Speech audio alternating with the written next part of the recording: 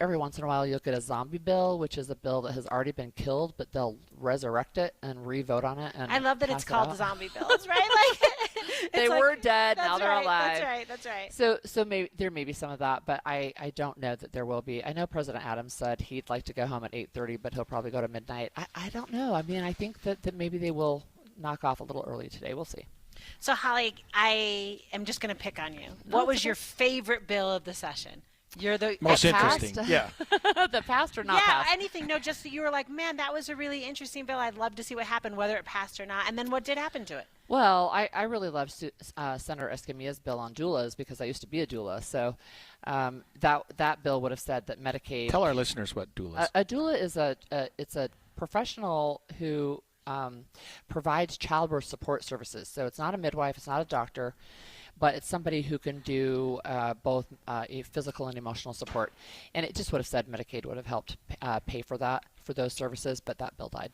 So. I got you, right, but you understood it. That's like, so for me, it's the higher education bills, right? Yeah. Because it's in my area of For expertise. sure, right? So you're like, I get what they're doing. Yeah, and I'm they're following doing that. crime bills, Yeah. and Right. you mentioned a few of those, and we've some been of them are tracking so those a good. lot from Yeah. the defense bar. I mean, we've been watching a lot of those and seeing things happen even within the last 24 hours. Yeah, right. Very impactful bills. Yeah. Holly Richardson, the service that you do for our state, I'm like Seriously. legit saying.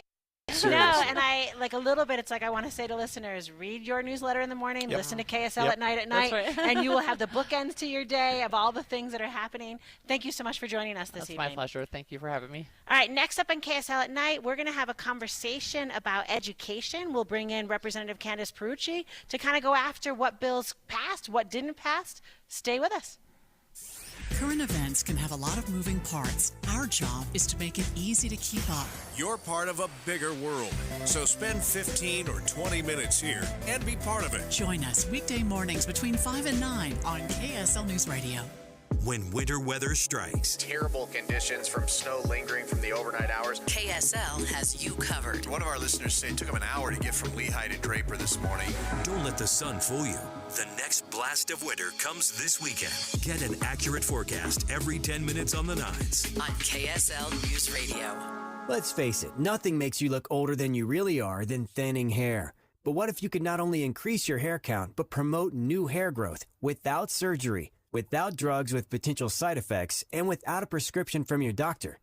Well, now you can, thanks to a breakthrough new supplement called Hair Grow, provided by New Nordic, the #1 supplier of dietary supplements in Europe. Hair Grow is now available in the U.S. Only Hair Grow contains Tocogaya, a powerful antioxidant that has received a U.S. patent.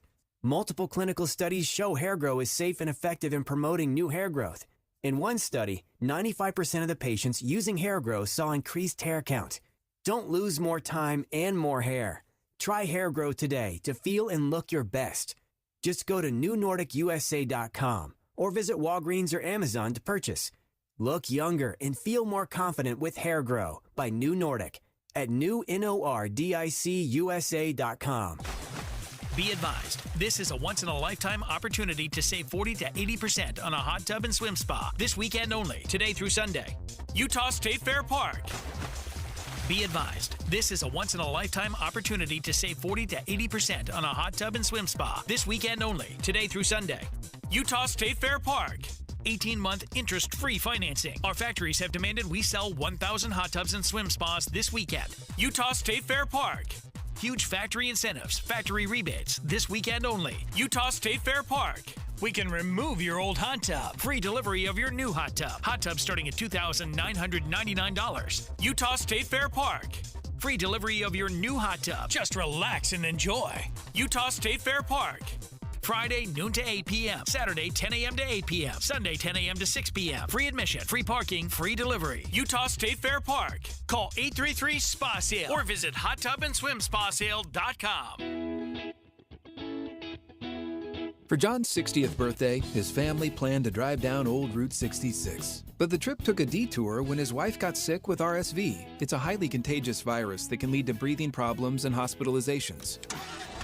This year, we don't want to cancel our plans. We're protecting ourselves with Pfizer's RSV vaccine, Abrysvo, respiratory syncytial virus vaccine. Abrysvo, a vaccine to prevent lower respiratory disease from RSV in people 60 years and older. It's not for everyone and may not protect all who receive it. Don't get Abrysvo if you've had an allergic reaction to its ingredients. A weakened immune system may decrease your response. Most common side effects are tiredness, headache, injection site pain, and muscle pain. For full prescribing information, please call 1-844-989-7284 or visit abrysvo.com. So don't wait. Ask your pharmacist or doctor about Pfizer's RSV vaccine, Abrysvo, because every breath matters. Jeff Kaplan. I'm energized by breaking news. First of all, because it's right now, and second of all, because in many cases the audience needs to know. There's no more important service that we can provide, and I find it critically important to get more details to the audience as quickly as possible. There's nothing more energizing than that for me. Not at all. The most important thing we do is breaking news.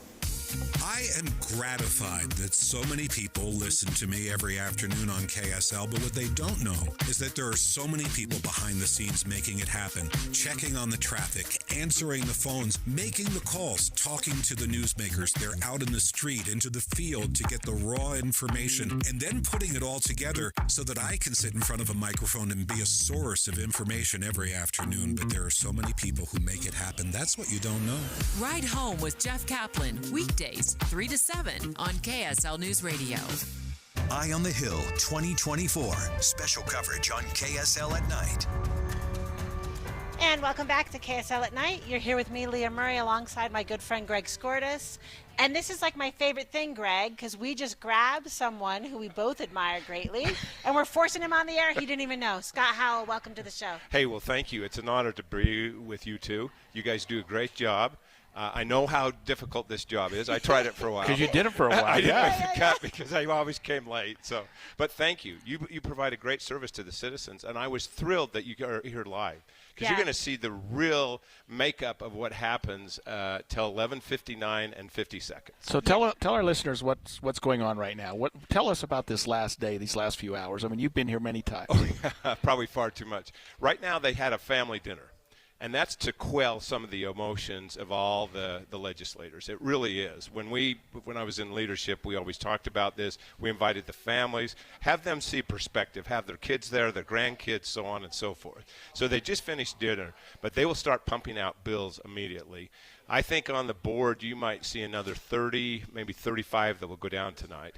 And they're bills that under suspension of the rules that they can pass, even without a committee hearing. You'll see some far-right bills pop up and some far-left bills pop up that they're going to try and get them through right now. Yeah, Scott, can you talk to us about that? So, we're understanding it's happening, suspension of the rules. Yes. Which feels like Wild West governing or Somebody something. called it zombie law or something, well, yeah. That's my good friend Holly. Yeah, right. I love that. Yeah. Well, we've both experienced that. They come out of nowhere. I mean, they really do. And it's usually a legislator who's promised XYZ to his constituent, either a organization or someone, and they've got to get it through. And if they don't get it through, they can say, guess what, Greg? I tried my hardest to get that bill through, and they voted it down. Or I couldn't get it out of the Rules Committee. And that's what's happening tonight. I saw one on education that just floored me. This senator has tried to bring it up 3 times, and I just left the floor down there. He's trying to reconstitute it again. Right. And it's so wrong because it is a whole new bill. It's not germane to the subject, which the rules are of Robert's Rules of Order. But you'll see a lot of that tonight. So what does Scott Howell do? What have you been doing up here? I mean, what's a day like for you up here? Because I get the impression that you live, sleep, and breathe up here, right? You know what? I started a government relations firm after I left IBM after 34 years, and part of that I lobby for different organizations, and what I'm up here and I do a lot of pro bono for education, an awful lot. Because they need help. Public education. Let me just clarify that. Yeah. And so I'm up here with a team. I have 2 great interns. Big shout out to Audrey Evans and Alexander Ham. They just are amazing. All the interns are amazing, but I'm up here lobbying for my clients. It's interesting. We got Taylor Morgan serving us dinner tonight. I mean, how does it get any better than that? We got Scott Howell walking in just off the street and helping us out here. Taylor Morgan's bringing dinner, and it's amazing. I want to do live shows all the time. Yeah, Can we do this again? So, Scott, can I pick on you a little bit? Because you Absolutely. say you lobby on behalf of education. Can you tell us, is there a bill that you were worried about that went a different direction and, like, your lobbying efforts, kind of, I don't want to say saved the day, but made it more palatable for what you're advocating for? Yeah. And one of the big, I'm a big fan of UEA. I help them out wherever I can. They don't pay me or anything like that. I'm an education advocate, public education. And I think the teacher apprenticeship, where they're going to get paid, I was worried that bill would go down. And people said, well, they shouldn't get paid because they get life experience. But now we pay those teachers while they're going through their apprenticeship, and they'll make money. Right. And they don't have to have some big debt over their head. Right. And that was a bill that some of my colleagues far to the right didn't think that was the right thing to do. Well, let them have the experience. We're giving them experience. So, and we talked last night about a bill that sort of related to teacher accreditation. Oh, yeah. That is that the sort of some of the standardized tests and some of the things that have been required in the past might be relaxed for teachers perhaps that are coming from another state or that have gone through certain things. I mean, to try to certain educational things, we're trying to keep teachers here in Utah, aren't we? Yes. Because we're losing too many. Thank you. Right. And maybe an avenue to do that. Well, and Greg, I would equate that to when you take the bar. You can't just take the bar here in Utah and then go down to California and say, here I am.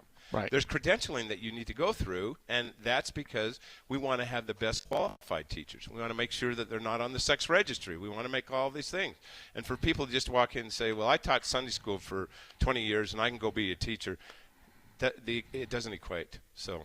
And you aren't persuaded by the competency-based, right? And you're laughing at me, but I'm wondering, because the legislator we talked to said what they're thinking about, it's not just walking off the street, right, Scott? To be fair, it's like this competency-based kind of assessment, but you're still worried about it. Well, it's how you define it, Leah. Yeah. I mean, you're a professor. Think about what you went through.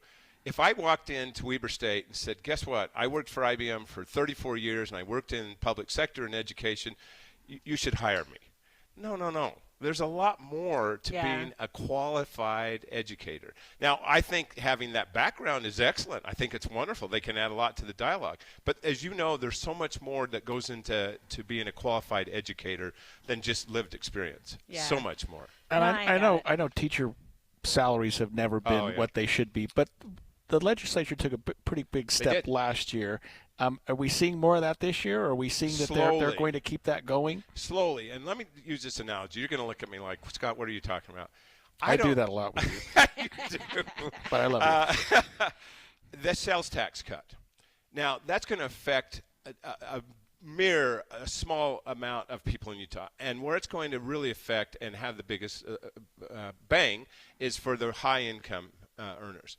Why would we do a tax cut? Why don't we invest that money? And I promise you, if we did a public survey that said, do you want to have $100 back in your reduction of state and income tax, or would you like that to go to education? I promise you, the majority of people say, give it to education. I agree. Absolutely. Yep. And so when you ask that question where we are, we're absolutely, why don't we pay teachers $100,000? Why?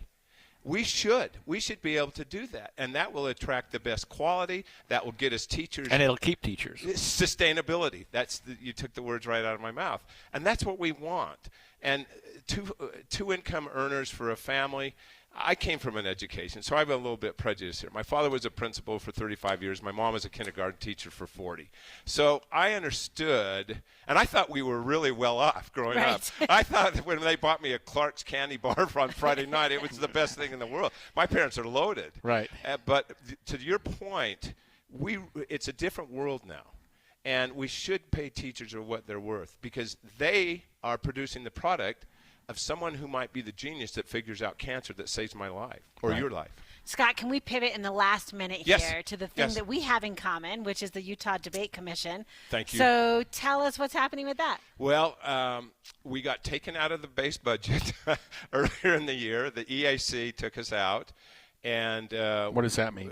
Executive appropriations. No, the base budget. What does it mean that you've been taken out? Well, we had $65,000 that came from the state every year. And preliminary conversation, they took us out. And so we had to do some politicking, go and find out what we did wrong. And the debate commission, we made some mistakes last year, or 2 years ago. We made some mistakes, and we had to own up to them. And so we told the leadership team that we understood. We asked for $275,000 because we want to hold the primaries. We think that it's very important, especially this year. There are so many races, and I hope KSL, I hope you guys will be you guys should be moderators on these debates. You should be part of this. But they gave us our full amount, and we're also going to contribute some to the presidential debate. The Commission on Presidential Debate, as you know, on October 9th, will hold, hopefully, if both candidates show up, we'll hold the last presidential debate. And so we're going to contribute some of that money to that, and that's what we look forward to. So the debate commission is... Wait a minute, we're going to have a presidential debate in Utah? Yes. The University of Utah. Yes, October 9th. What's up with that? How did I not know that? That's great. Yeah, although I don't know that either candidate's all that wild about debating, but well, see, that's the big problem. Right. Greg, you just nailed it right there. That is the absolute problem. Will Trump show up? And if Trump doesn't, does Biden have the stage? I mean, but we think the CPD has done a good enough job. They've never, ever had presidential candidates not show up. So that's a big deal for us. We might be able to get you tickets if you really are. Sign me up. Sign me up. Scott Howell, Thanks, thank you so Leah. much for joining us tonight. Thanks, Greg. Good to see you, Scott. Listeners, And you guys do a great job. Thank you. When we come Appreciate back, we'll have more conversations about what's going up on the Hill, and stay with us. It's 7:30 at KSL News Radio. I'm Dale Spalding. KSL's top story this hour in Tremont. Residents heard the chopper blades stirring the air after a child who was hood surfing fell off the car. The boy had to be life-flighted to Primary Children's Hospital, where he's said to have very serious injuries. There's no official words about his name or his condition. Police won't even give an age, but they say he's under 18. Jewish college students attended a congressional committee talking about their schools not doing enough to stop hate speech and threats on campus. Here's the context. It's open season on Jews on our campus. The students accused the schools, including Harvard, MIT, Columbia, Stanford, and others, for not doing enough to fight increasing hatred towards Jews as the war rages between Israel and Hamas. Coming up, the Lion of March has arrived. KSL weather is next. KSL News Time, 7:31.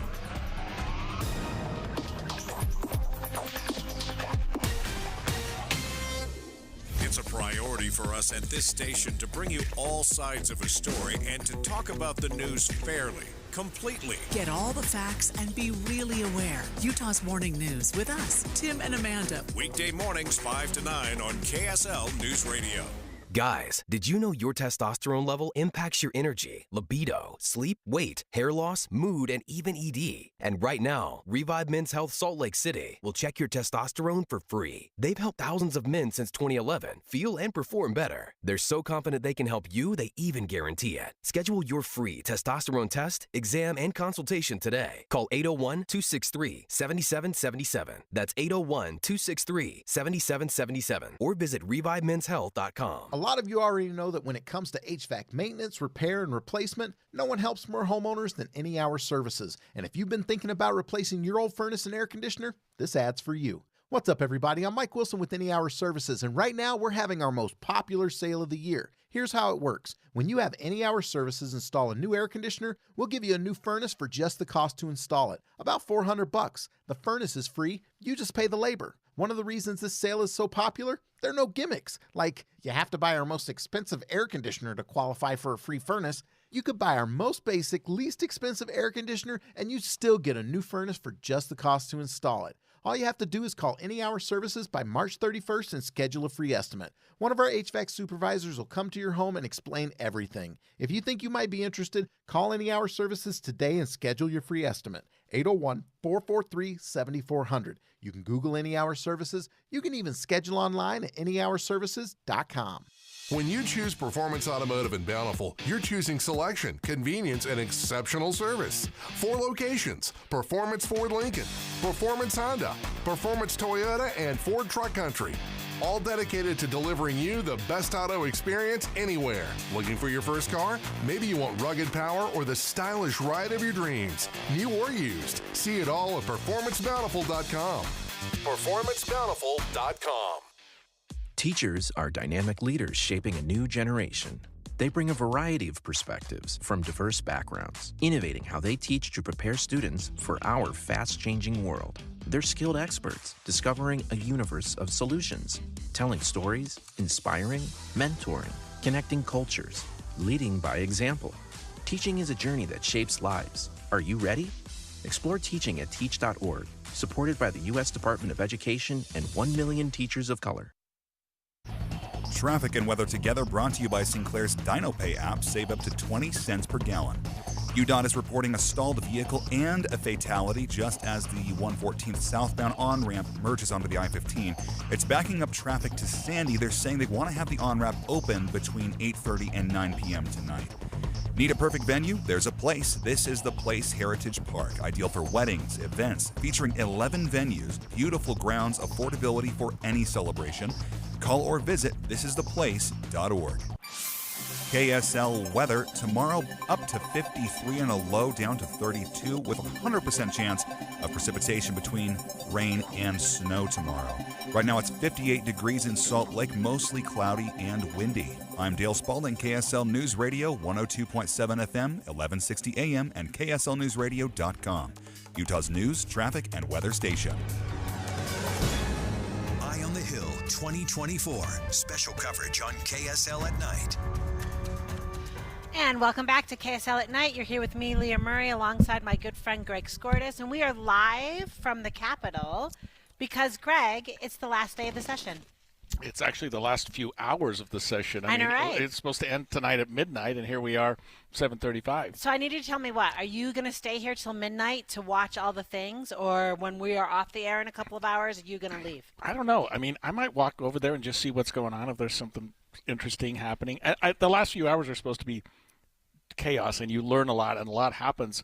But on the other hand, I probably don't know enough to know what's going on. Right. So we've just pulled in Taylor Morgan, who is our oftentimes co-host and good friend as well. Taylor, what are you expecting to happen? Oh, wow, Leah. Well, I'm just catching my breath still here. Thanks for dinner, by the way. Yeah, anytime. You're very welcome. We Uber Eat came our way with some delicious barbecue. I don't quite trust the food that is being served by legislators downstairs, right? Oh, how come that is? Well, I just... this is delicious, It's by a the tight way. budget year, Yeah. Leah. They have a I'll tight put it budget. that way, What so. they call it, the underwear and socks budget. That's year. exactly So right. what Underwear and socks. That's right. Senator Stevenson, his famous phrase there, which means the budget is tight. They're funding the bare essentials. A few other little things here and there, but generally speaking, the revenue wasn't quite where we hoped it would be. Also, remember, we did do an income tax cut, a significant one, last session when we had a huge surplus. Yeah. So a little less revenue coming in, but still things are looking really good. All the key stuff got funded. Some additional stuff got funded.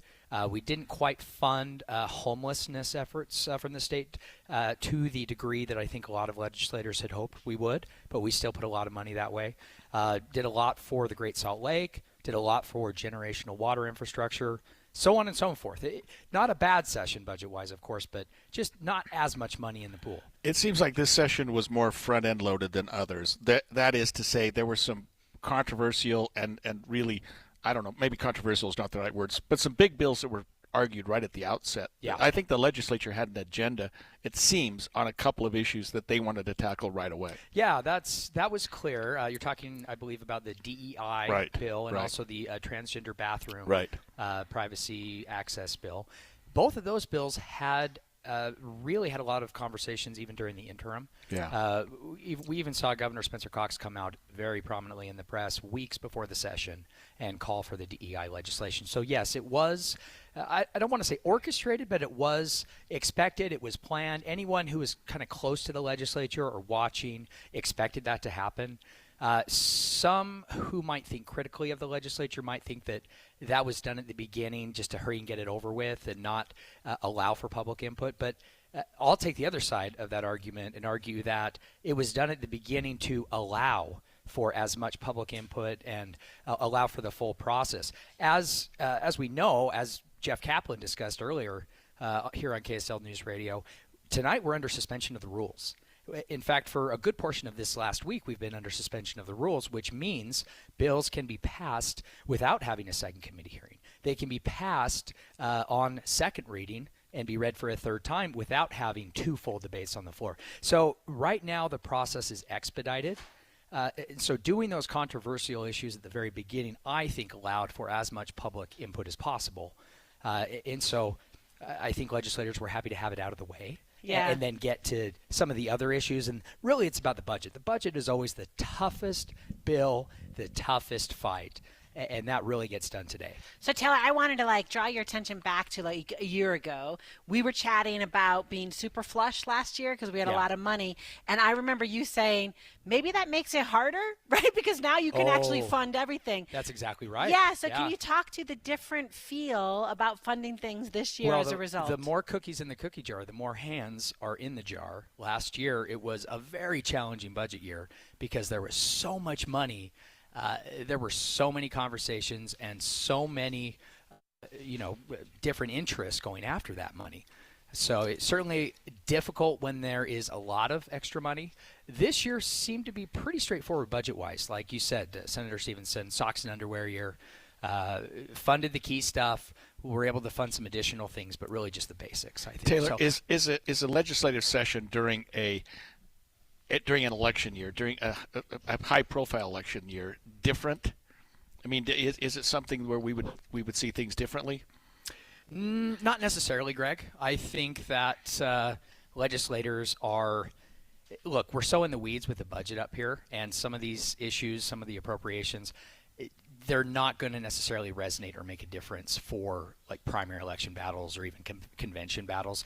I really haven't seen a lot of overtly political votes, and perhaps your next guest will disagree with me, and she'll have probably some much smarter. Let's bring her on. She'll have some much better things to say. Bring her on. So I'm going to take off the headset and step aside for one of Utah's finest, Senator Luz Escamilla. That's right. Senator Escamilla, thank you so much for joining us. We were a little bit filibustering for you because we know you are so busy, and we appreciate so much you taking the time to be with us. Welcome to the show. It's a pleasure. I apologize. It's always running. No, my goodness. Last night, we understand it totally. This is a beautiful group you've got with you. Good heavens. I just recognize you. How are you? Luz, it's Greg. We're friends, yes. Of course.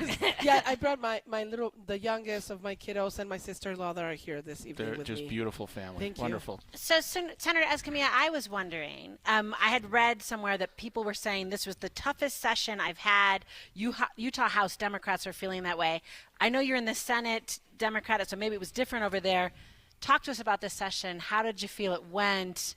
Did you get all the things you wanted to get or get anywhere close? So it's not midnight yet, so I'm still hopeful for my childcare bill. Yeah. It's my number one priority bill, and because it went down in 4 minutes. Yes, right. Go ahead. Talk to us. did. I'm sorry. It was the second to last bill of the night 2 nights ago, and it's always the toughest when it's 10 p.m. People are exhausted and angry probably already and tired, and I think there was just some miscommunication on some funding mechanisms with the bill. And I felt really good about the bill. We've had great results from both committees, both in the House and Senate. So I'm still hopeful. I'm never losing hope. I've been here 16 sessions, so I've learned to manage some of those expectations. It's still hard. It's never easy being a super minority. I'm not gonna lie. This year there were some very heavy political, divisive issues. We handled some of those at the beginning. Those were brutal first 2 weeks. Emotionally for some of us were just so hard. And I think that still reflects a little bit as we still continue to move. I'll say this in terms of just reflections. We used to say that we used to vote about 92% of the time together, both Democrats and Republicans.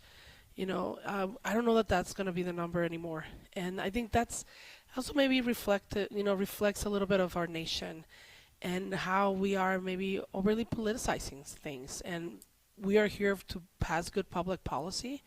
And sometimes politics interferes, sometimes in a negative way, in order to get good public policy.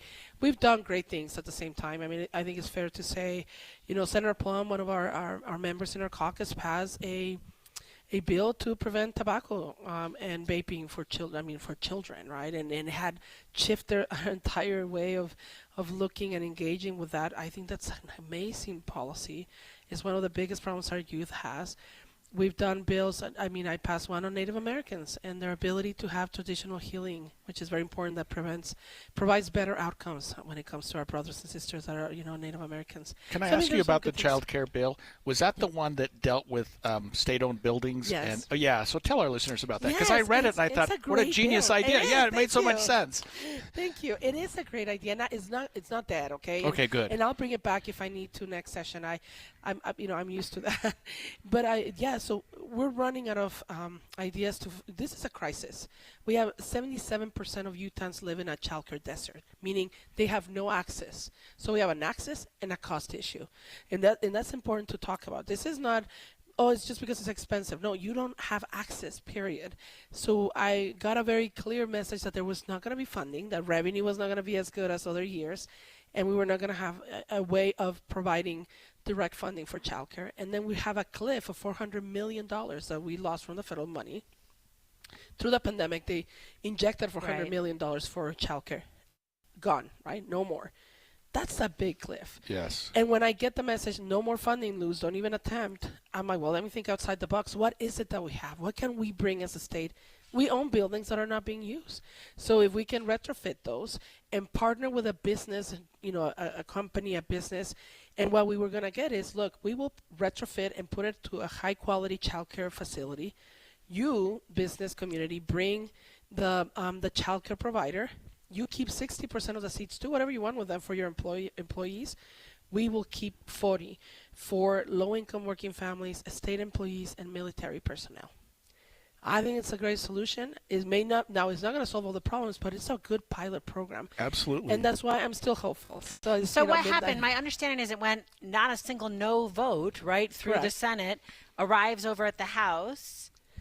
Yeah. What happened? Well, it's a house. Okay, gotcha. And I've never been there, so it's always, I find it a little bit more volatile sometimes.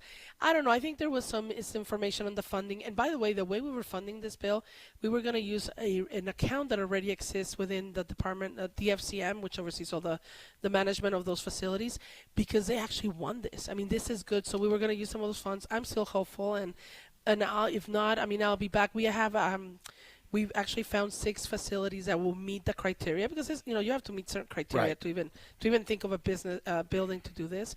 But it could have provided open seats, and I'm still hopeful. I probably do cry. You got 4 hours, yes. You've got 4 hours to get it done, Luz. Luz. Keep working on it. All right, Senator Luz Escamilla, oh my gosh, thank you so much for taking It's the always time a pleasure. with us. Thank you for doing this.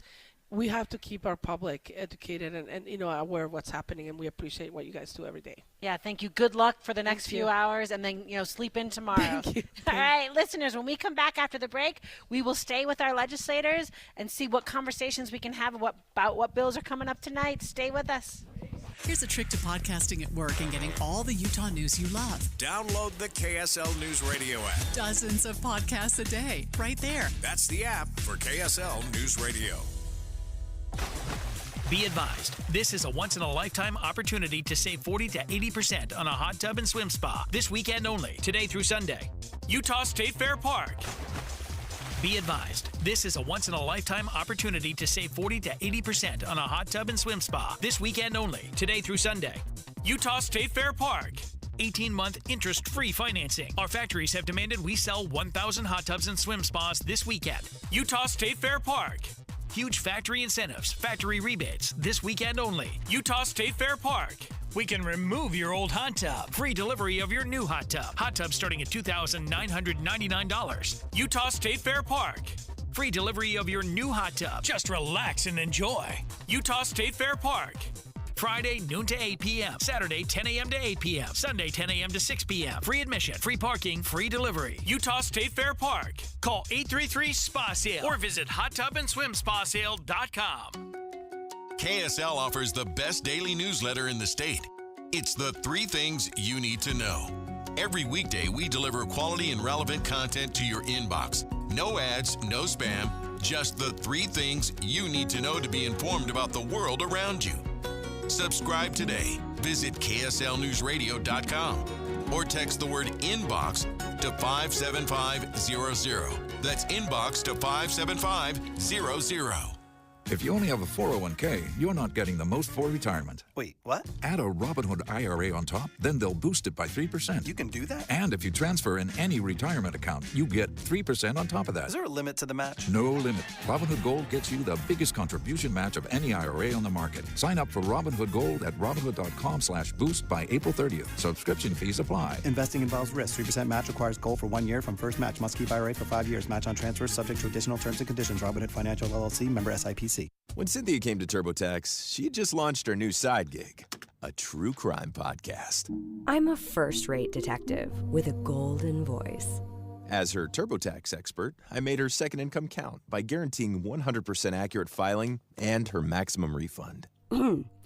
What did she do with that refund? Find out next week. Switch to Intuit TurboTax and make your moves count. See guarantee details at turbotax.com/guarantees. Experts only available with TurboTax Live. Today alone, 5,370 people in the United States will be diagnosed with cancer. That's why Stand Up to Cancer funds and develops the newest and most promising cancer treatments. Stand Up to Cancer wants to provide you with every opportunity to join in this mission. By donating your home, land, or commercial property, you can help Stand Up to Cancer fund innovative cancer research. Stand Up to Cancer makes the process easy, and it may be tax deductible. Visit standuptocancer.org/giveproperty to learn more. Every 2 minutes, an American is sexually assaulted. The majority of victims know their attacker. It could be your friend, your neighbor, or someone you met at a party. If you said no, it's rape, and it's a crime. This is Christina Ricci with RAIN. Call the National Sexual Assault Hotline today at 1-800-656-HOPE or visit RAIN.org. That's RAINN.org. Brought to you by RAIN and this station. Eye on the Hill 2024. Special coverage on KSL at night. And welcome back to KSL at Night. You're here with me, Leah Murray, and my good friend Greg Skordas, and we are live at the Capitol, which we are both super excited about being here on maybe the coolest night of the whole session. I guess so. The last night of the whole session, and kind of a chaotic night. Yeah, no, exactly. So right now we've got with us Representative Jordan Tusher, and I wanted to talk to you about social media. Oh, I'm excited. Are you ready, Representative? Let's okay. do it. So I feel like He looks like he'll know a lot about it because he looks like he's probably 20 years old. I mean, these young people, you know more about social media than I turned 40 this year. Oh, no way. That's not true. That's not true. All right, Greg, my goodness. Okay, Representative, I feel like at the beginning of the session, and even before, right, like social media is something we've been talking about in Utah. It's a major issue. I have teenage kids. I get completely why we're talking about it a lot. But then I felt like everyone was like, we're going to watch for social media, and then really we don't talk about it, or I don't feel like it was, do you know what I'm saying? Front and center, and everyone's talking about it the whole session, and your bills are passing. So anyway, could you just talk to us about why you think maybe, or maybe I'm just reading it wrong, it wasn't like the top headline this whole session. You know, what was happening with that? Yeah, that's a really good question. I would say last year we passed 2 landmark social media bills that regulated use for minors. But we knew that there were going to be tweaks that we needed to make. We wanted to spend some more time working with social media companies to build out a safe harbor so they knew the path where they could be comfortable and still be able to operate in the state. And so we pushed out the effective date of those bills until the end of this next general session, knowing that we'd come back and make some tweaks. And really, at the end of last session, from the beginning of this session, we met almost weekly with social media companies and other interest groups, parents and kids, and just trying to figure out what was the right path for Utah. 2 weeks before our general session, we were sued on the bills that we passed the year before. And so there was a little bit of clamor around that, and we learned a little bit about what the legal challenges they were going to bring against the bills that we passed the year before.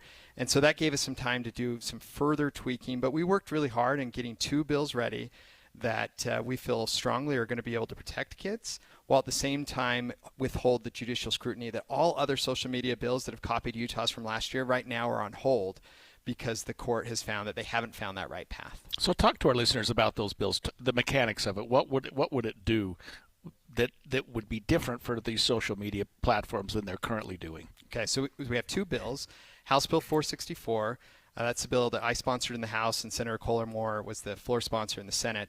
That bill essentially says that if you're a social media company that uses curated algorithms and what we're calling engagement-driven design features, things like auto play endless scrolling, push notifications when you're not on the app. If you're that kind of social media company, and then you allow minors on the site that get mental health damages, there's a rebuttable presumption that those minors were harmed because of their use of the social media platform.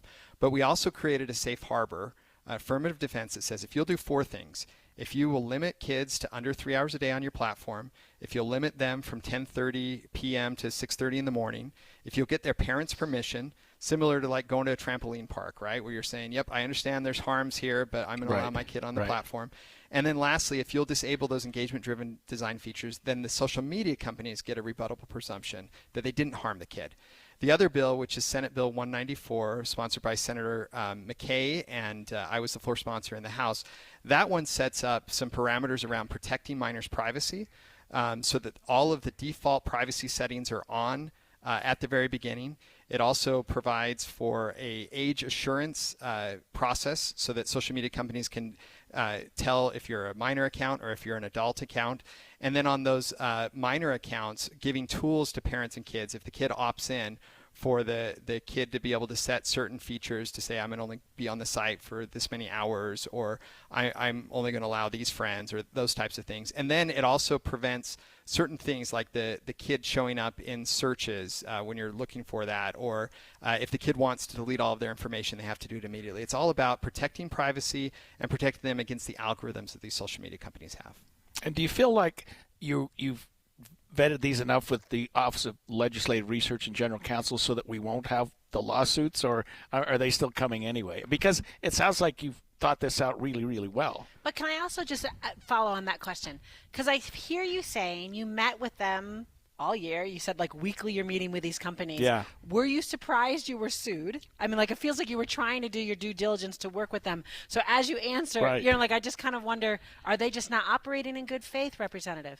That's an interesting question. That's not a fair question. Oh, I'm sorry. Yeah. I'll just say, we didn't get sued necessarily by the social media companies, but by their trade association. Right. And they say their trade associations like herding cats. So even though coming into the session, groups like Meta said, we are comfortable with the approach that Utah's taken. And the reaction that we had this session compared to last session was night and day, right? It was, last year we're just going to kill your bills, to now understanding that Utah is taking this seriously and that they had to come to the table and come forward with solutions. And so they wanted something that actually could work. But that being said, kind of getting to your question, Greg, we, beyond just working with the Office of General Counsel and legislative research here, we have worked with the Attorney General's office. We've worked with the Division of Consumer Protection. We also have worked closely with our outside legal counsel team that's defending these lawsuits that Utah has. And they've all looked at the bills, and we feel like we have a good path forward. The problem in this case is there's just so many issues, whether it's First Amendment, Section 230, Commerce Clause issues, and then case law from pre-internet age, where they're talking about telephone lines that they're trying to apply to social media companies, that we're not exactly sure where the courts are going to be. So I'm fairly confident we will get sued, but I am also confident that we've brought bills forward that will give us the best path forward for the courts to be able to uphold. Right. And, we often look at these bills and think, well, why aren't mom and dad doing this? But they're not. I mean, in my practice, I see parental control and parental supervision and whatnot that it just isn't there. So I understand what you're doing, but I suppose you do get some pushback from some people who say, hey, wait a minute, I'm an adult. I can tell my kids what they can and can't see. I mean, but that doesn't always work, does it? Well, one of the reasons I ran the bill in the very beginning is because I had constituents coming to me saying, I'm doing everything I can as a parent. Right. And these algorithms, they're just smarter than me. There's ways that kids find a way around whatever parental control I put on it, and it's causing real harm. Come and help us. And so what I would say is these bills are really just the guardrails. It's kind of that minimum baseline that's acceptable for use of social media, but every kid's going to be different. And for one kid, 30 minutes on a social media platform is going to cause serious, irreparable harm. For other kids, 3 hours is okay. And so parents need to have an important role here. What we passed here is not going to be the silver bullet that solves the mental health issues in our state. We need everyone working together, whether it's the state, parents, kids, schools, everyone, to try to tackle this really important issue in our state. All right, Representative, we have got like 1 minute left. Give our listeners What's your biggest takeaway from this session? Was it fabulous? Was it exhausting? Are you proud? Are you disappointed? No, I think we're really happy with what we've been able to accomplish this session. We'll have reviewed over 900 bills.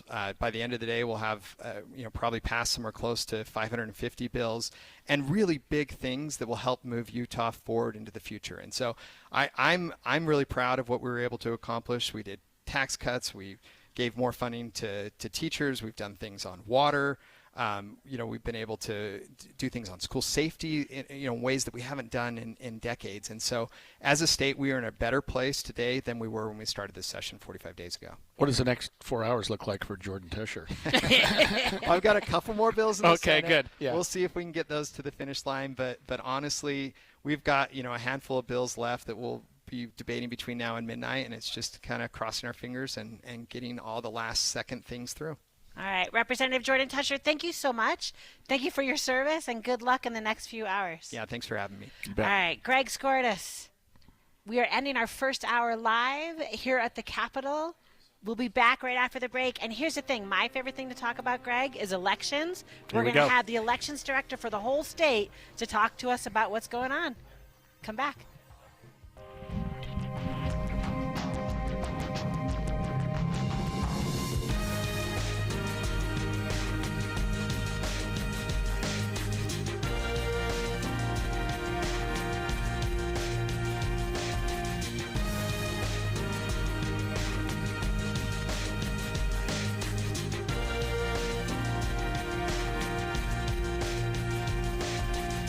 KSL FM Midvale. KSL Salt Lake City. From the KSL Common Spirit Health Studios, this is KSL News Radio.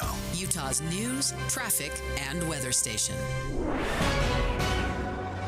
It's 8 o'clock at KSL News Radio. I'm Dale Spalding. KSL's top story this hour.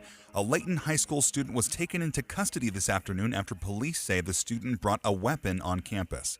Administrators received a tip earlier in the day. The school's principal says the student didn't threaten anyone and no one was injured.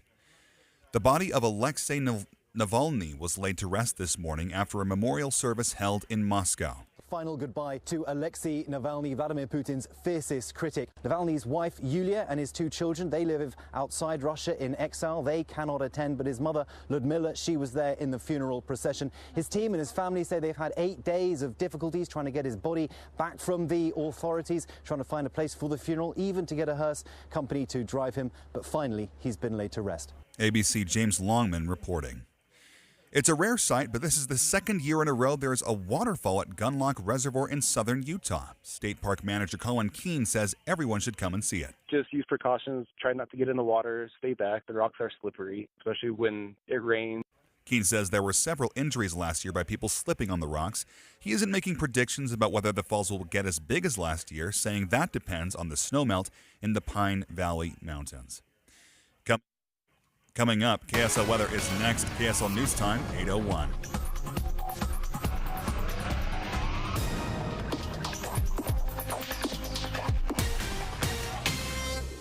Here's a way to get breaking news updates anywhere you go. At the store or in a work meeting, you can get breaking news on your phone. You can quickly read it, swipe, or click for more. It's super discreet, super fast. That's the app for KSL News Radio. Get in zone, AutoZone. Welcome to AutoZone. What are you working on today? Brakes? We can save you 15% on that. We have OE quality Duralast brake pads and rotors in stock, ready for pickup or delivery. We also have calipers, brake fluid, tools, and anything else you'll need to do the job right. When you get Duralast pads and rotors together, you'll save 15%. It's just part of what makes us America's #1 brakes destination. Get in zone, AutoZone. Finding great candidates to hire can be like, well, trying to find a needle in a haystack, but not with ZipRecruiter. Its powerful technology actively finds and invites qualified candidates to apply to your job. So while other companies might deliver a lot of hay, ZipRecruiter finds you the needle in the haystack. See why 4 out of 5 employers who post a job on ZipRecruiter get a quality candidate within the first day. Try ZipRecruiter for free at ZipRecruiter.com/free. That's ZipRecruiter.com/free. See the high-flying dunks, show-stopping blocks and crowd-silencing threes at Delta Center this season. With an action-packed schedule, it's easy to get to a Jazz game. Pick out an unmissable matchup or just a tip-off time that works for you. It's time to put on your Jazz gear and head to the game. Come with a friend, a loved one, or as a group. See all available tickets and options at UtahJazz.com or call or text 801-355-DUNK. Be advised, this is a once-in-a-lifetime opportunity to save 40 to 80% on a hot tub and swim spa this weekend only, today through Sunday. Utah State Fair Park. Be advised, this is a once-in-a-lifetime opportunity to save 40 to 80% on a hot tub and swim spa this weekend only, today through Sunday. Utah State Fair Park. 18-month interest-free financing. Our factories have demanded we sell 1,000 hot tubs and swim spas this weekend. Utah State Fair Park. Huge factory incentives, factory rebates, this weekend only. Utah State Fair Park. We can remove your old hot tub. Free delivery of your new hot tub. Hot tub starting at $2,999. Utah State Fair Park. Free delivery of your new hot tub. Just relax and enjoy. Utah State Fair Park. Friday, noon to 8 p.m. Saturday, 10 a.m. to 8 p.m. Sunday, 10 a.m. to 6 p.m. Free admission, free parking, free delivery. Utah State Fair Park. Call 833-SPA-SALE or visit hottubandSwimSpaSale.com. Traffic and weather together brought to you by Sinclair's DinoPay app. Save up to 20 cents per gallon. UDOT is reporting a stalled vehicle on the left shoulder and a fatality just as the 114th southbound on-ramp merges onto the I-15. It's backing up traffic through Sandy. They're saying they're aiming to have the on-ramp open again between 8:30 and 9 p.m. tonight. Big O Tires is your one-stop shop for tires and service. Now through March 17th, buy 3, get 1 free on select sets of tires. Big O Tires, the team you trust. KSL weather this weekend. Saturday's up to 53 degrees with snow and rain forecasted, getting down to 32 tomorrow night. Sunday down to 39 for the high. Right now it's 57 and mostly cloudy and windy in Salt Lake. I'm Dale Spalding, KSL News Radio, 102.7 FM, 1160 AM, and KSLNewsRadio.com, Utah's news, traffic, and weather station. Eye on the Hill 2024. Special coverage on KSL at night. Welcome back to KSL at Night. You're here with me, Leah Murray, alongside my good friend Greg Skordas. Greg, I want to tell you something. For like 10 years, I've known this guy. Now he works in the lieutenant governor's office. He's in charge of all the elections across the state. We go way back. 2 years on KSL at Night trying to get him to come and talk to me. Never comes, never calls in. But now here at the Capitol, he's finally available. Was he one of your students? No, he's just a friend. Oh, wow. I feel like if he were my student, he would have come earlier. Like they owe me more, maybe. Ryan Cowley, welcome to the show. Earlier he said he's seen you mad before, so I thought maybe it was the teacher-student relationship. You had to get down on him once. I don't get mad at my students. So, Ryan, welcome. Yeah, it's good to be here. Tell us, it's the last day of the session. Do you all breathe a little easier? Like, how has it been from the LG's point of view? Yeah, there's always a lot of bills that we're tracking. Specifically, I track election bills. This year we had over 40 bills that we tracked. Last year it was over 54. Election bills? Just election bills, yes. Good heavens. Or bills that touch elections one way or another. Right. And what about this session? What have you noticed in terms of the flow of the election bills? Yeah, so there's been about 40 of them. Most of them are more fixing, issues. There's always, you're a lawyer, and there's always times in the code when there can be some clarification and cleanup, fixing some of those technical issues that we've noticed. A good example of that is this past year in the municipal elections, sometimes there's a tie, and we have a really good process to go through where you can do a recount, and then after the recount, then you basically draw lots to determine who won. Well, in one of the cities, they drew the lots, and then they did the recount, and the results were different. So they did it out of order. They kind of did it out of order a little bit. Okay. And nobody had really ever done it that way. And so, we kind of looked at that. Representative Karen Peterson, who's a Davis County representative, kind of looked at that and said, hey, we need to fix that. And so she ran a bill that now requires if there's a tie, that there's an automatic recount. In Utah, most of the time, you have to request that recount. So I got to ask, who won, the lot winner or the recount winner? The recount winner. Okay, of course. Well, okay, so that seems like the right. Yeah, you got that one right. Yeah, but with the ambiguity and and process. Right. No, I can It just needed understand. some You want cleanup. oops. So Yeah. so now they do an automatic recount, and then within 3 days of the canvass, then they'll draw the lots afterwards. So it just cleans that up, and Representative Peterson did a great job kind of identifying, one of those kind of technical issues and found a good fix. I do feel like sometimes, you're implementing law and you don't really know there's an issue until the problem happens. Yep. Does that make sense? So those kind of technical corrections make a lot of sense to me, right? So, all right, Ryan, I feel like something huge is happening on Tuesday. Tell us what's happening on Tuesday. So there's kind of two separate events. And I think if we separate those out as we talk, it'll make a little bit clearer.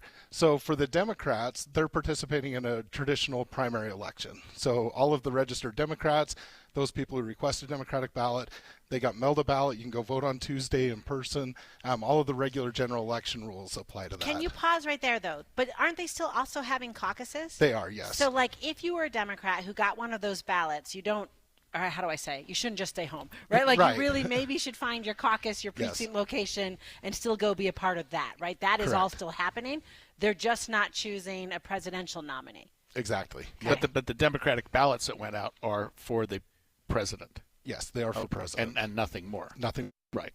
And it listed, because I got one, a couple different names, some of which I didn't recognize. We just outed Greg as a Democrat. Okay, sorry. I voted. That probably wasn't that big of a secret, was it? Is everyone surprised? Right. Yeah, right. Okay. So then what is happening over for the Republicans? Yeah, so for everybody else, all of the major parties, they'll hold caucuses, including the Republican Party. So you can go talk to the Republican Party. We have a website, caucus.utah.gov, where you can find where you caucus, whether you're Republican, Democrat, Constitution, all of those. And as part of their caucus, they'll pick delegates, and this is true for Republicans, Democrats. They'll pick delegates who will then represent their precincts at county conventions, state conventions. The difference is the Republicans will also hold a preference poll where they'll vote on the president. Presidential preference poll. Like what? So if someone walks into the caucus that night, Ryan, can you walk us through how that works? Yeah, so the parties control that, so I don't know all of the details of how that'll work, but basically, you would check in like you would. I mean, I've been to several caucuses. You'll check in, and then typically, they'll read part of the party platform, discuss a few things, and then you would have a ballot that you would vote there. But the Republicans and Democrats, they control the caucuses. We really don't have any influence or say over that. So why is it called a presidential preference? I mean, you vote for one candidate. That's correct. That's what a primary is about.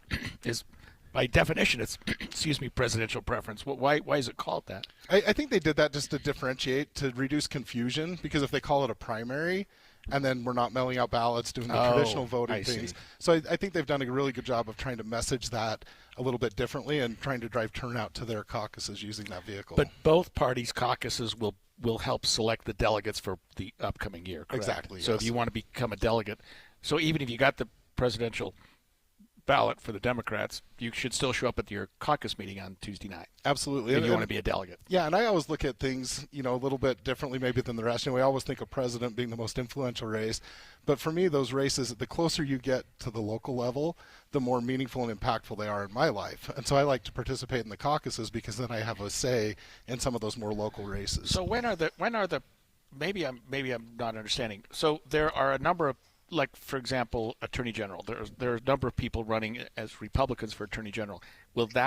Is that primary Tuesday? No, that primary is not Tuesday. Okay, so only the president. Okay. So let's fast forward then. Just because we have a number of contested races, even within the Democrats and Republicans, when are the primaries? The primaries will be June 25th, so the fourth Tuesday in June, and that's been traditional. And the delegates become important because there's two paths in Utah to get on the ballot in a primary. Candidates can go out. They're both grassroots based. One will be out gathering signatures, and if they get enough signatures, they qualify for the ballot. And then the other way is by getting those delegate support at the convention. The candidates will give speeches. The delegates are there that'll vote. Typically, it's about a 60% threshold. If they get more than 60, then they eliminate the other candidates at the convention. So I'm wondering, Ryan, do you have a sense already of how many people have, when they filed, did they say, I'm signature gathering or I'm just going convention route? So does your office know, you don't know the names of people necessarily who are going to come out of the convention, but do you have a sense of how busy those primaries might be? Yeah, it's really hard to tell right now because of the signature gathering and the convention, because typically from the conventions only up to 2 will come out of that, but it's way too early to be able to predict a primary field. Okay. And when are the conventions then? When can we expect those to start? I know that they're not, every county has its own, and then the state will have its. Do you know the dates for those? Have they been set yet? They have, the parties will have those. The county conventions are always held first, and they start in a couple of weeks, and they go up through about April 20th, and then the state conventions will be right Follows after that. But prior to the June primary. Correct, yeah, and I think like the Republicans and Democrats, I think, are both doing April 27th as their state convention. Were there any significant bills this year that dealt with elections that you want to talk to our listeners about that maybe they are not aware of, or that they should know that something has changed? Because we do a good job here in Utah. We're a state that has had tremendous success with mail-in ballots, notwithstanding some parts of the country think that creates the potential of voter fraud. But we're doing a good job here. So what needed to be tweaked, if anything? Yeah, so this year things actually stayed very much the same for voters. Like I said, most of it's technical cleanup kind of things. There were some bills that, brought forward some great policy ideas that created some discussion about potentially moving the postmark, potentially doing away with vote by mail, changing around who would be an active voter and inactive voter, and that determines who gets mailed ballots. And they created some good policy discussions, but none of those made it all the way through the process. All right, Ryan, it's a presidential election year. It is also a leap year. Does that make it harder for you? Well, it makes it we have one more day to prepare for the presidential election, so we'll take it. So it's not necessarily a bad year for you. I mean, what do you think about, the session's going to end tonight, and then everything that is code is then code at least for, through the whole next 8 months. But does a presidential year make your office have more angst? Does that make it do you have a lot more work to do? Are you all more stressed out? Yeah, stress is always something that comes with the job, but it is a lot busier. This year we go from filing period at the beginning of the year, the session, we have an election Tuesday, so there's no rest in between, and then we roll right into candidate signature verification, right into the convention. So it's going to be a busy year for sure. Gotcha.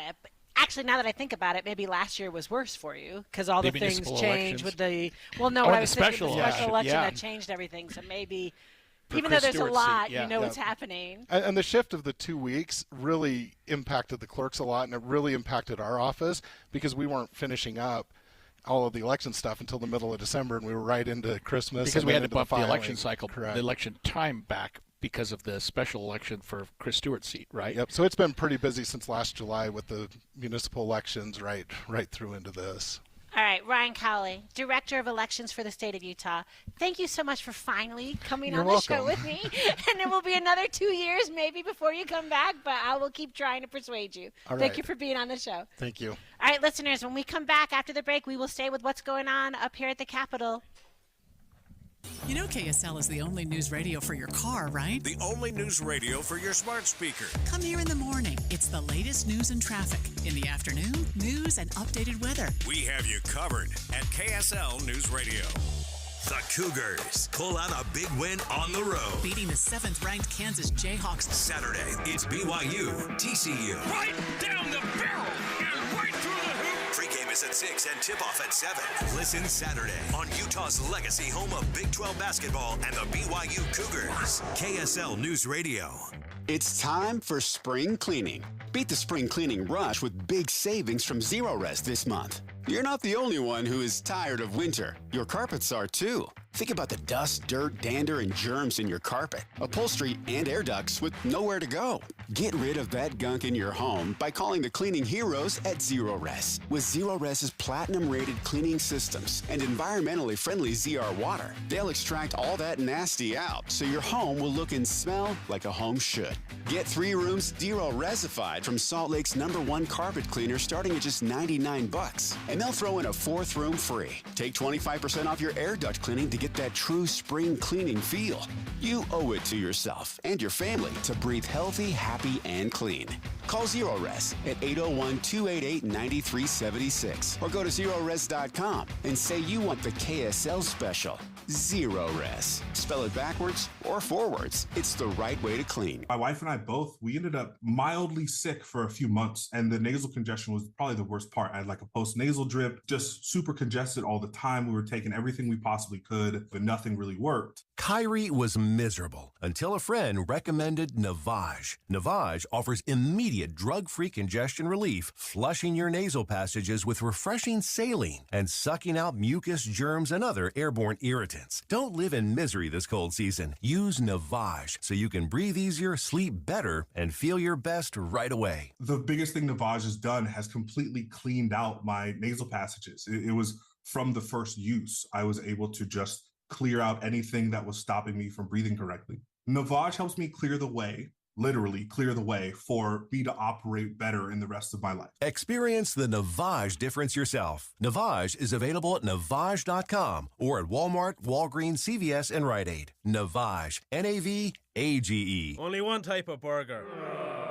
For every pallet. Fries are extra. Large in size. We've got the shakes. Going over the brim. Hey, this is Chris from JCW's. Put a positive, delicious spin on your day at any one of our 5 locations. In Lehigh, American Fork, Provo, South Jordan, or Harriman. JCW's, quality and a lot of it. Good morning. I'm the 40% off window company. 40% off? Of what? Hey, 40% off! Yeah, I'll bet it's your biggest sale of the year. This week only, because you need a model home in our neighborhood. Well, nothing. It's baloney. Hi, this is Kathy. And Doug of Window World. When you hear those things, you know you've entered the baloney zone. Resist the force of the baloney zone. Find Window World online at windowworldutah.com. Or call Window World at 281-8111. That's 281-8111. And that's no baloney. I'm author Richard Paul Evans. My wife once told me that I share too much. I probably do, but maybe that's why I've had 46 consecutive New York Times bestsellers. It's also why I've named my new book, Sharing Too Much, Musings from an Unlikely Life. Sharing Too Much is a private look into my thoughts on love, marriage, the world, and life as a writer. For my readers, you'll get to know me more intimately, the husband, father, and the writer behind the books and movies that have inspired millions worldwide. The national reviews have been great. She Reads writes, a most anticipated anthology. Evans' wise insight and powerful advice is the gift that keeps on giving. Kirkus writes, Evans shares a half-century of ruminations, succinct musings meant to inspire. Sharing Too Much contains 59 essays, including How I Saved My Marriage, which had more than 100 million readers worldwide.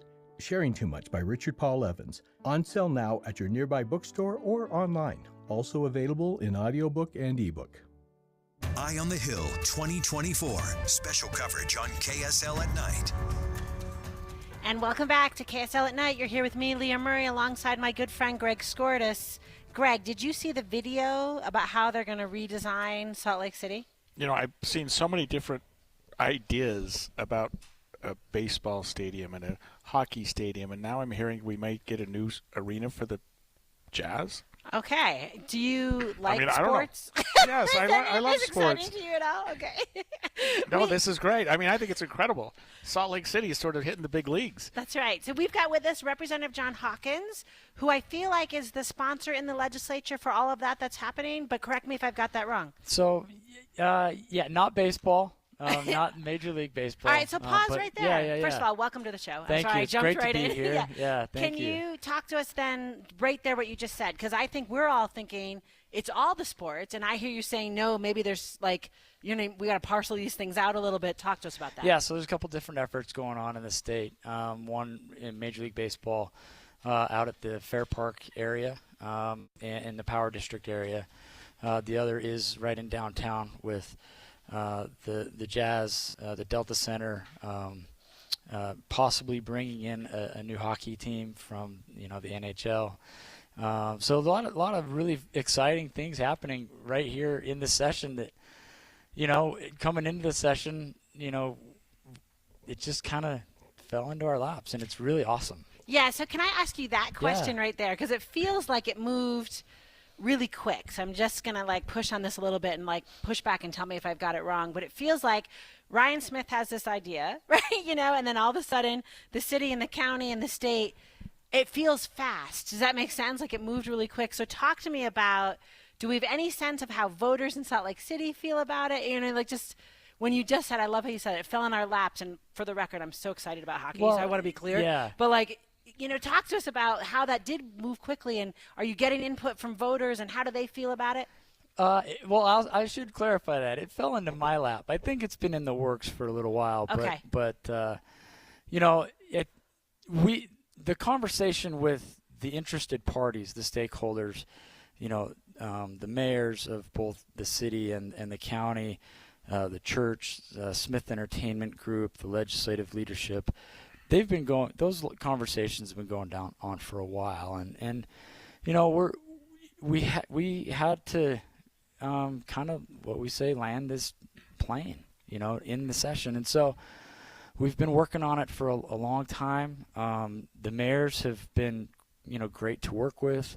The church has been great to work with to get this to a place where I think we can do a lot of good with regards to revitalizing downtown, our capital city. You know, that's the most important thing to us, is that we keep our capital city a vibrant place for people to come and enjoy and experience what Utah has to offer. So we know that the Delta Center was never designed to be a hockey arena, right? And we know that the one in West Valley, I've now forgotten the name. Maverick Center. The Maverick Center is probably a little bit small for an NHL team. Are we talking about building an entire new arena? No, the conversations that I've had, you know, that I've been involved in are about refurbishing the layout of the Delta Center to make it more hockey friendly. Yeah. When you look at basketball arenas and hockey arenas, the layout is pretty different. The basketball arenas can be kind of steep because you can see the court, right, and you can kind of almost sit on top of the team, right? But when it comes to hockey, sight lines are very, very important to be able to see the puck and where it's going on the ice, and so it has to be a little more flat. And so the Delta Center, the way that it's been built, it was a basketball stadium, absolutely right? And it's steep, and so what would happen if you look at the dimensions of a basketball court versus a hockey rink at the NHL level, it's almost twice. A rink is almost twice as big.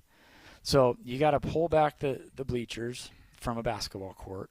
You lose about almost 7,000 seats just by pulling the bleachers back. The stands are almost above the glass, right? And so there needs to be some work done to fit a hockey arena in the Delta Center. But there's some things that Smith Entertainment Group's been working on and really been excited about. You're too young to remember. Sorry. No, go ahead. But we used to have a venue called the Salt Palace. I do remember No, that. you don't. Yeah, you were in diapers if you ever went to the Salt Palace. I'm an old man. I know what it was like. But that was an arena that kind of fit both models, didn't it? Yeah. I mean, but I understand what you're saying. So this is a way to attract an NHL team, is what you're saying, by retrofitting the Delta Center and saying, look, we can get an arena where we can get more bodies in than we can out at the correct.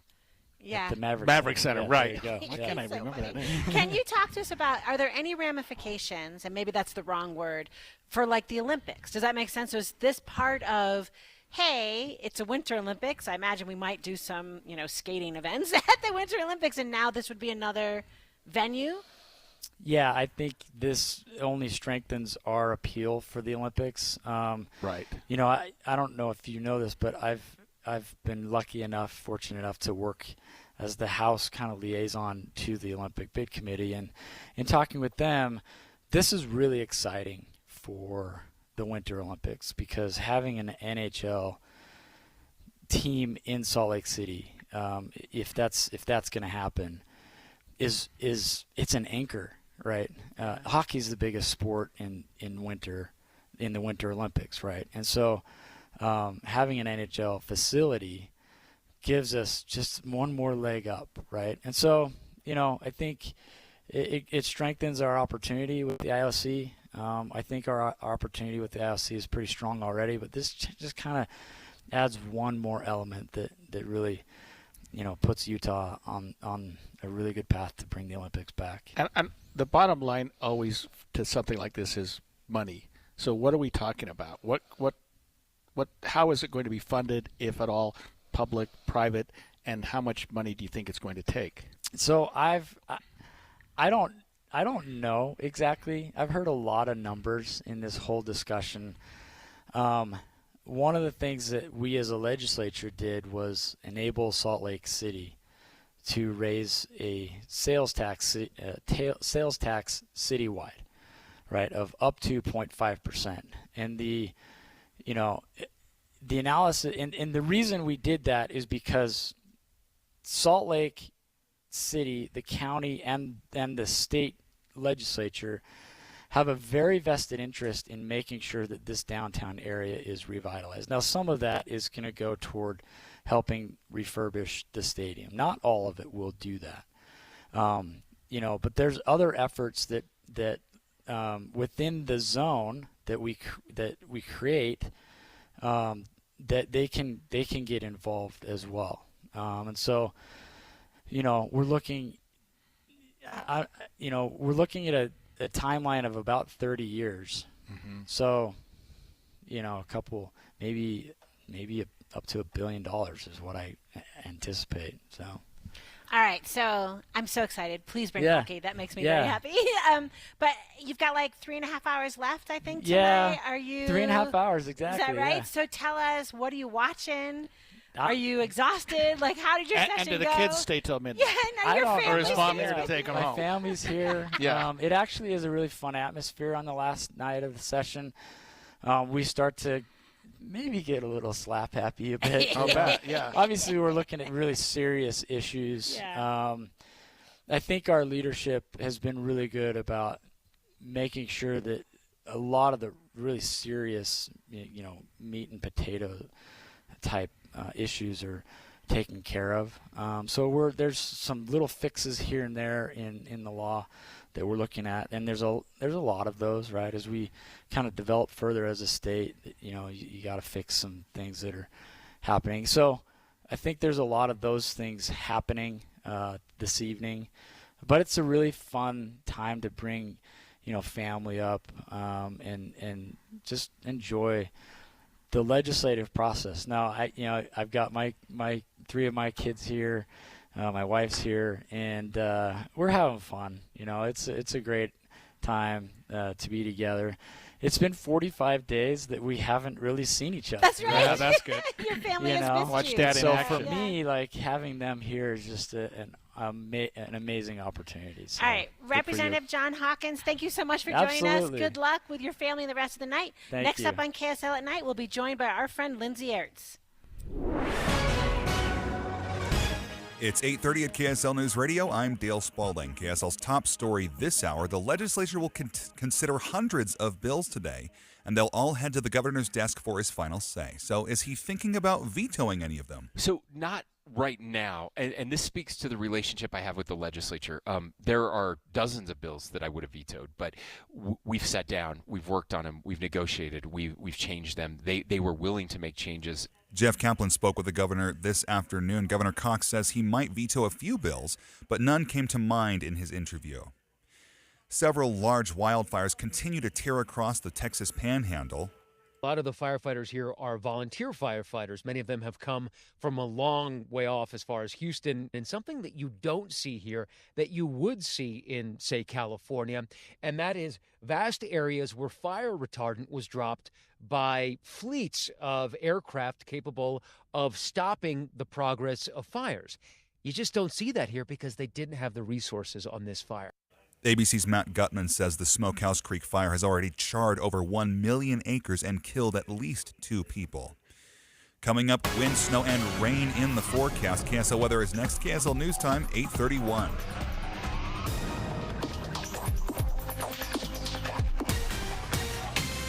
If you only have a 401k, you're not getting the most for retirement. Wait, what? Add a Robinhood IRA on top, then they'll boost it by 3%. You can do that? And if you transfer in any retirement account, you get 3% on top of that. Is there a limit to the match? No limit. Robinhood Gold gets you the biggest contribution match of any IRA on the market. Sign up for Robinhood Gold at Robinhood.com/boost by April 30th. Subscription fees apply. Investing involves risk. 3% match requires gold for 1 year from first match. Must keep IRA for 5 years. Match on transfers subject to additional terms and conditions. Robinhood Financial LLC, member SIPC. When Cynthia came to TurboTax, she had just launched her new side gig, a true crime podcast. I'm a first-rate detective with a golden voice. As her TurboTax expert, I made her second income count by guaranteeing 100% accurate filing and her maximum refund. What did she do with that refund? Find out next week. Switch to Intuit TurboTax and make your moves count. See guarantee details at turbotax.com/guarantees. Experts only available with TurboTax Live. If cabinets were a football team, Euromax cabinets would be the 1985 Bears, maybe the 1984 Niners. If cabinets were a basketball team, Euromax would be the 95-96 Bulls, maybe the 2016-2017 Warriors.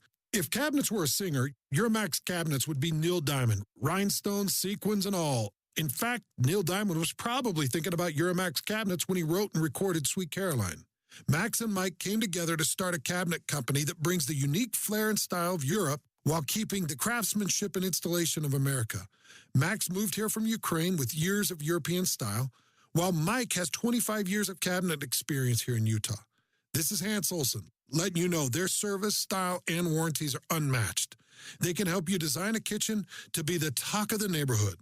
Their showroom's in Pleasant Grove, and you can see their world-class design by going to EuromaxFurniture.com. That's EuromaxFurniture.com. Euromax, built for you. News doesn't just mean information or dates. It's the story of our local history being told in real time. Be a part of the story. This is Tim Hughes and Amanda Dixon. We hope to be a part of your story. We have you covered on KSL News Radio. Traffic and weather together, brought to you by Sinclair's DinoPay app. Save up to 20 cents per gallon. UDOT reports a fatality just as the 114th southbound on-ramp merges onto the I-15. It's backing up traffic through Sandy. They're saying they're aiming to have the on-ramp open between now and 9 p.m. tonight, but that can change. Escape the winter blues for blue skies and sunshine in Beatty, Nevada. Experience Death Valley National Park, canyon and desert trails for off-road hiking and biking, ghost towns, and more. BeattyNevada.org. KSL weather, right now it's 57, mostly cloudy and windy in Salt Lake. Tomorrow we're getting up to 53 for our high, down to 32 for the low, with wind, rain, and snow for the day. I'm Dale Spalding, KSL News Radio, 102.7 FM, 1160 AM, and KSLNewsRadio.com, Utah's news, traffic, and weather station.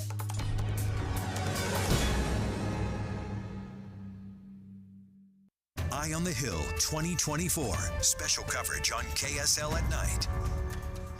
And welcome back to KSL at Night. You're here with me, Leah Murray, alongside my good friend Greg Skordas.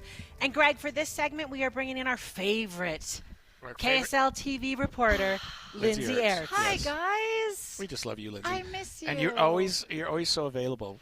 We miss you. You know, not busy at all over here. Yeah, right. I just make myself available. I was so glad to see you live and not on my TV as I watch every night, 6 p.m.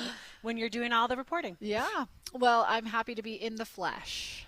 Tell us what's happening. What is happening? Oh, my gosh. Well, it's the last day of the session, obviously, and I think the House is getting punchy down there. I'm seeing reports that there's, like, yelling, and they're just – it's post-dinner, and it's 8 o'clock now. So what happened? They got, like, a blood sugar spike? They're getting punchy down there. So who knows what bad bills we're going to get. Maybe we should go watch the end of the session. Yeah, exactly. That sounds like interesting. I don't know what bad bills we're going to get from punchy legislators, but we'll see.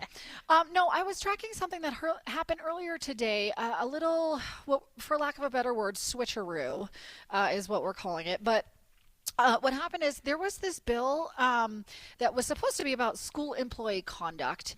And all of a sudden on the Senate floor, they completely swapped out the language in order to make an effort to try to ban flags in classrooms, certain flags which would have included pride flags.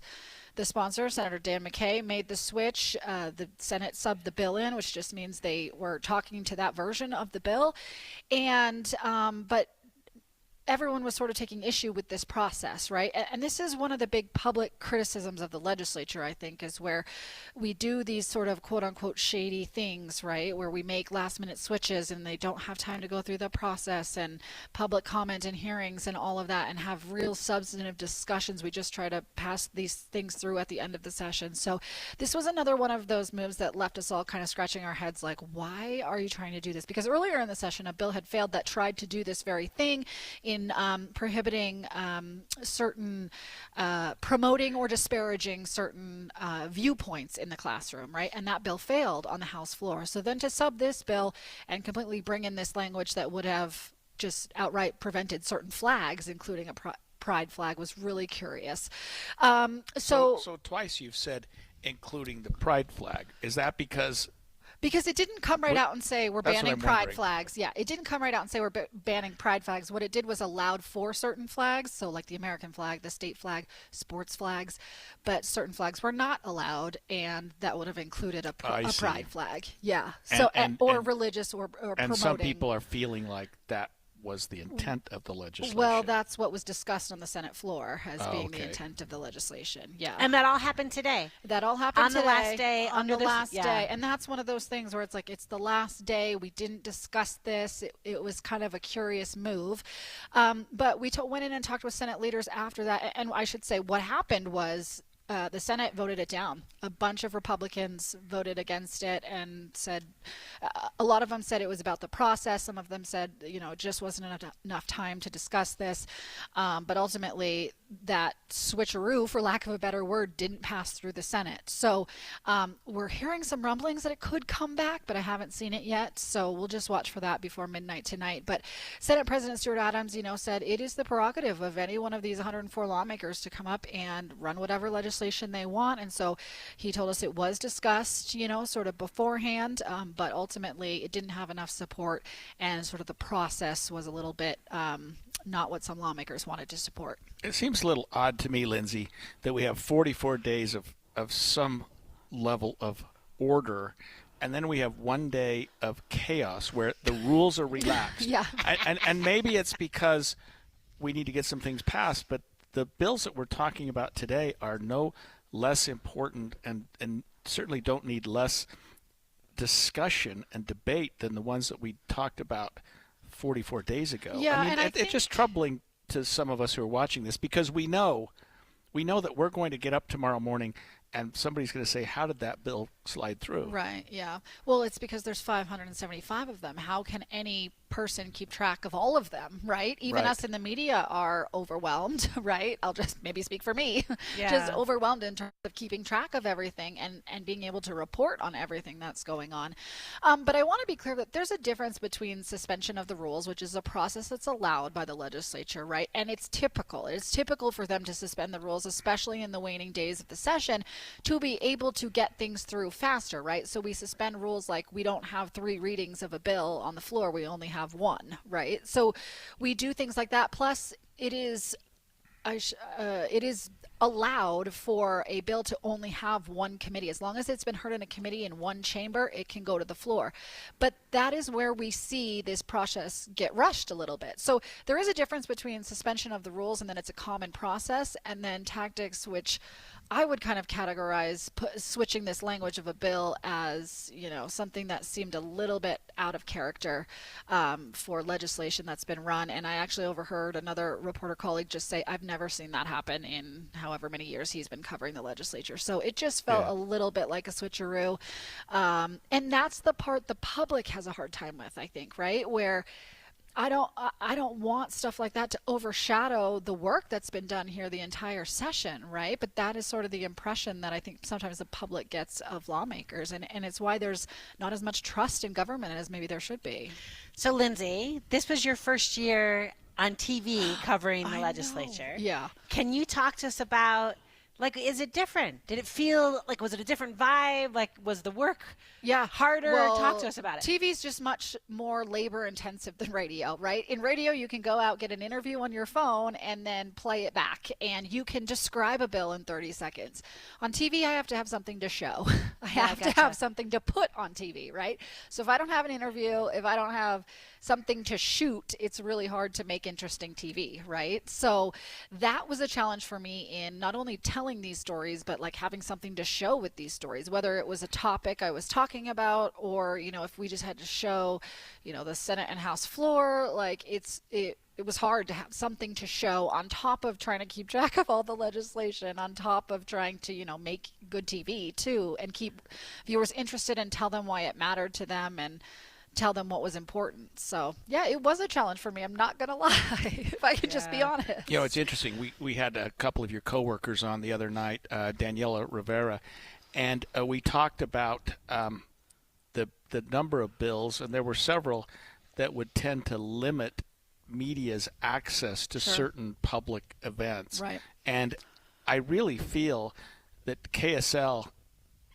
did a great job of giving some public interest to those bills and some public light on those bills, to where people were going. And I think Annie Knox was another person that we had with this, and and some of those bills, legislature finally backed off a little bit, it seemed like. Yeah, so there were at least 4 bills with different provisions in them that would have exempt the media's access to them, basically. So basically, Utah has an open records law, and it lists certain things that are there. It's called GRAMA, right? I don't know what it stands for, but Government Records Access Management. Yeah, I just don't have it memorized. I know what GRAMA means. I just don't have it memorized. But there are things that are exempt from GRAMA laws, things that keep people safe, things that protect privacy, things that you know, trade secrets, stuff like that. So we can't get access to some of those things because some records need to be protected, right? But specifically, you're talking about the calendars of public officials. That was one bill that went through rather quickly, and there was no delineation in the law about whether we do this for just executive branch or whether we do this for you know, part-time versus full-time. There was no delineation. It was just simply the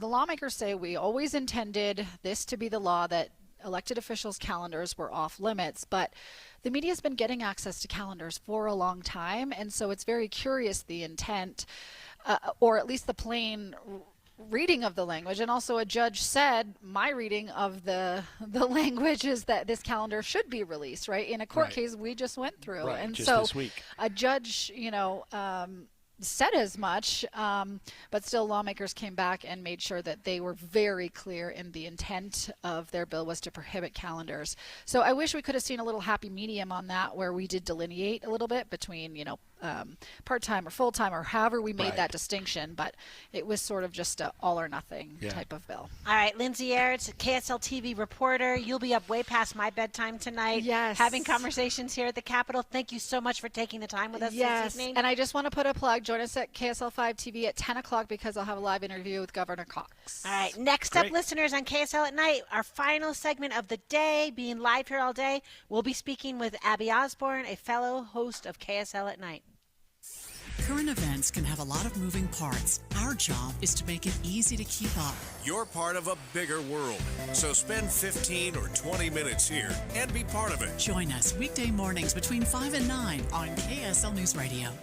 I have diabetes. I'm at risk for pneumococcal pneumonia. I have asthma. I'm at risk too. If you're 19 or older with chronic conditions like asthma, diabetes, COPD, or heart disease, or are 65 or older, you are at increased risk for pneumococcal pneumonia. Ask your doctor or pharmacist about Prevnar 20, pneumococcal 20-valent conjugate vaccine, a Pfizer vaccine that can help protect you against pneumococcal pneumonia in just one dose. Even if you've already been vaccinated with other pneumonia vaccines, Prevnar 20 may help provide added protection. Prevnar 20 is approved for adults to help prevent infections from 20 strains of the bacteria that cause pneumococcal pneumonia. Continued approval may depend on a supportive study. Don't get Prevnar 20 if you've had a severe allergic reaction to the vaccine or its ingredients. Adults with weakened immune systems may have a lower response to the vaccine. Side effects include pain and swelling at the injection site, fatigue, headache, muscle, and joint pain. For full prescribing information, please call 1-855-213-2138 or visit Prevnar20.com. Visit the contest page on KSLNewsRadio.com. This week, win tickets to comedian Jim Gaffigan on on the Barely Alive Tour, Friday, October 25th at the Eccles Theater. Or win tickets to an upcoming Real Salt Lake match. Listen to the RSL game on KSLSports.com. Plus, win tickets to see Tim McGraw on his Standing Room Only Tour, April 5th at the Delta Center. Text the word contest to 57500 or go to KSLNewsRadio.com/contests. Finding great candidates to hire can be like, well, trying to find a needle in a haystack. Sure, you can post your job to some job board, but then all you can do is hope the right person comes along, which is why you should try ZipRecruiter for free at ZipRecruiter.com/free. ZipRecruiter doesn't depend on candidates finding you. Its powerful technology identifies people with the right experience and actively invites them to apply to your job. You get qualified candidates fast. So while other companies might deliver a lot of hay, ZipRecruiter finds you what you're looking for. The needle in the haystack. 4 out of 5 employers who post a job on ZipRecruiter get a quality candidate through the site within the first day. ZipRecruiter, the smartest way to hire. And right now, you can try ZipRecruiter for free. That's right, free. Just go to this exclusive web address, ZipRecruiter.com/free. That's ZipRecruiter.com/free. ZipRecruiter.com/free. Teachers are dynamic leaders, shaping a new generation. They bring a variety of perspectives from diverse backgrounds, innovating how they teach to prepare students for our fast-changing world. Achieving this takes skill and expertise. They're tireless explorers, creatively discovering a universe of solutions, telling stories, experimenting, inspiring, mentoring, connecting cultures, and connecting with each other, leading by example. Experience the unique joy of helping students thrive. Teaching is a journey that shapes lives. Are you ready to begin? Explore teaching at teach.org, a campaign supported by the U.S. Department of Education, Teach.org, and 1 million teachers of color. I'm Dave Cawley, investigative journalist and host of the podcast Cold. In October of 1985, a woman named Cherie Warren left work at a busy Salt Lake City office to meet her estranged husband at a downtown auto dealership. She never made it home.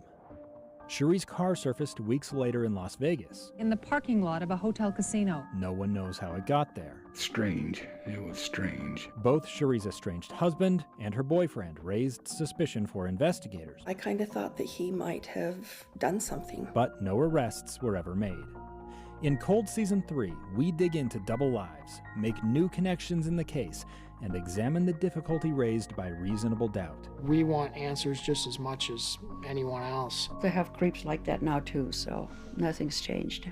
That's the new Cold Season 3, The Search for Cherie, now available anywhere you get your podcasts. Eye on the Hill 2024, special coverage on KSL at night. And welcome back to our final segment of our 2 hours live up at the Hill, KSL at night. I'm Leah Murray alongside Greg Skordas.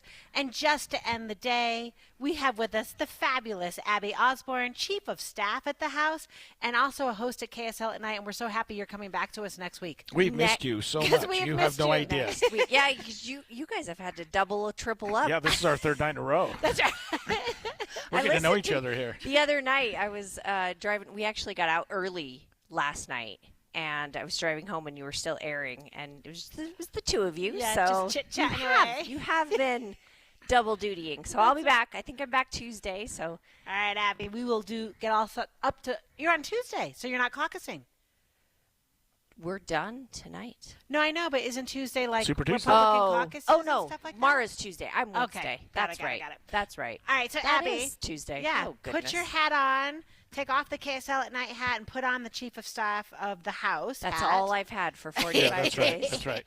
How'd your session go? Oh my goodness, it has been a whirlwind, but really proud of what we've done. I think that the members of the House and the Senate have moved mountains this year on a number of different issues.